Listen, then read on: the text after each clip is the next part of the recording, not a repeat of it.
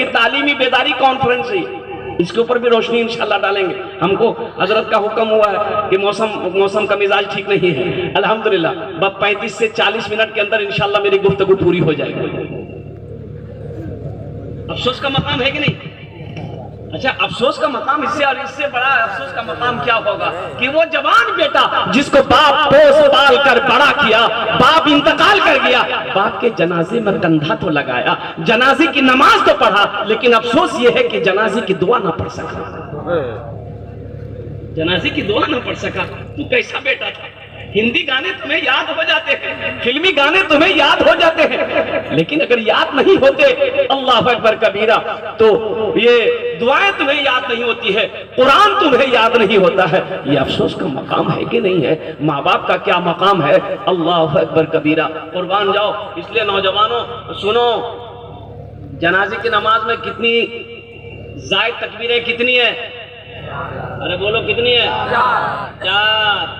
कितने नौजवानों को पता नहीं है? ईदैन की नमाज हम पढ़ते हैं, ईद उल फित्र की नमाज पढ़ते हैं, ईद उल अजहा की नमाज पढ़ते हैं, कब हाथ उठाना है, कब बांधना है, कब छोड़ना है, उसको पता नहीं, लेकिन नमाज पढ़ता भी जाना मजबूरी हो।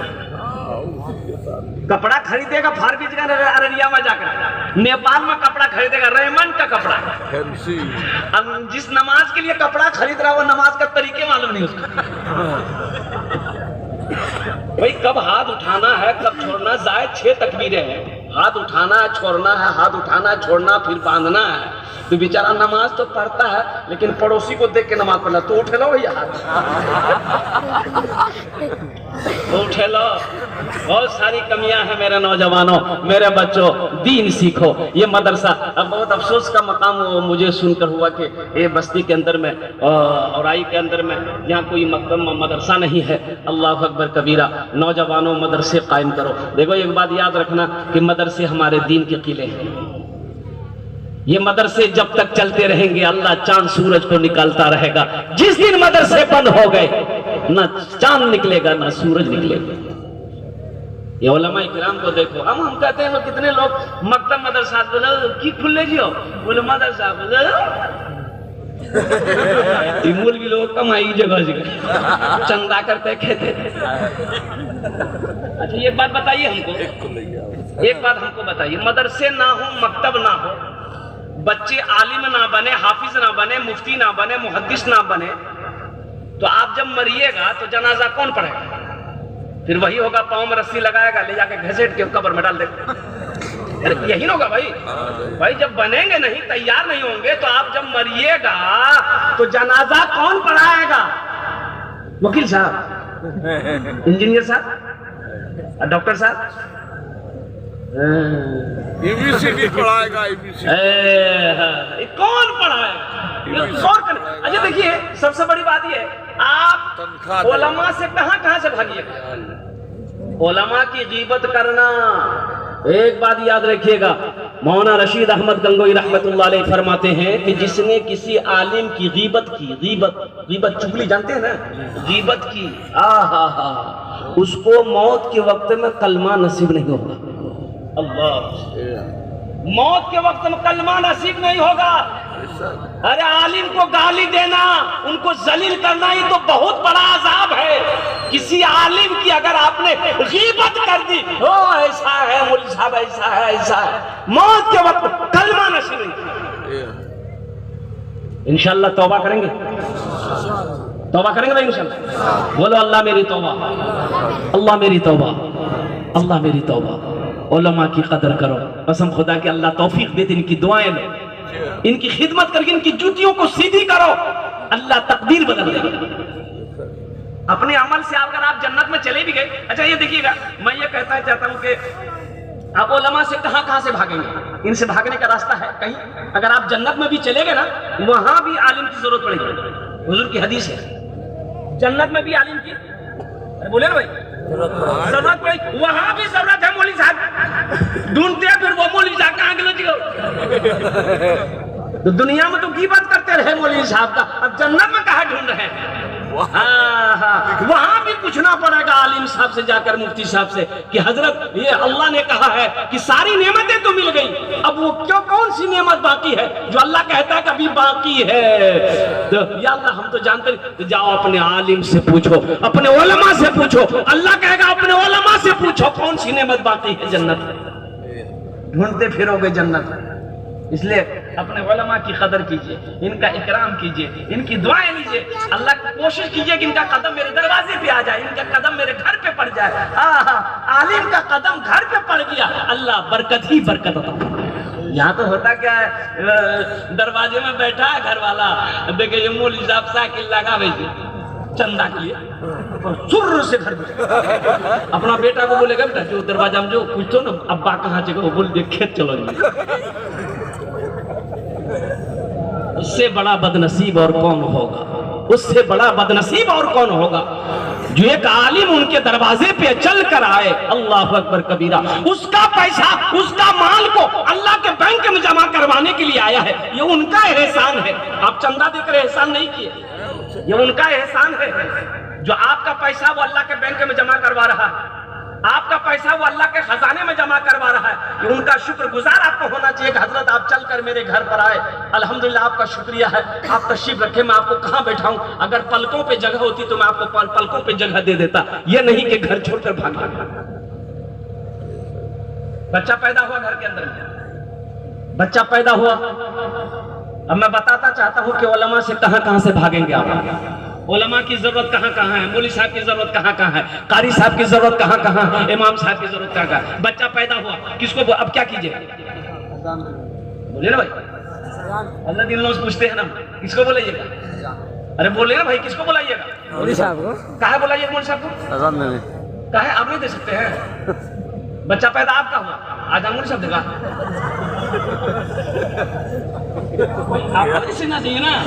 अच्छा ठीक है, हजरत को बुलाए, मौलवी साहब आ गए, आजान दे दिए, दाएं कान में आजान पुकारे, बाएं कान में तकबीर पुकारी। अच्छा ठीक है, उस बच्चे का नाम रखना है, नाम कौन रखेगा, दादा, अरे बोलो ना भाई, दादा रखेगा, दादा रखेंगे तो फिर वही नाम होगा, ऐसा ही नाम होगा, ऐसा वैसा नाम होगा जिस नाम का लोगत में माने नहीं मिले, ऐसा नाम। एक बच्चा खिदमत कर रहा था, 13-14 साल का बच्चा था, तो मैंने कहा कि बेटा बहुत अच्छी खिदमत तुमने कर दी, मेरी दुआ तुम्हारे साथ है, ये बेटा तुम नाम कीजिए, हो रहे बोलने बोलो लगता है, बोल क्या नाम है, बोला हजरत शर्म आती है नाम बोलने में। हमने कहा अल्लाह का बंदा नाम बताने भी कहीं शर्म आती है, बोल की नाम से, बोला हमारा नाम से फटकन, बाप फटकन किसने रखा, बोला हमारे दादो रखल के रहे, तो तोर दादो का नाम की रहे, बोले हमारे दादो का नाम रहे लटकन।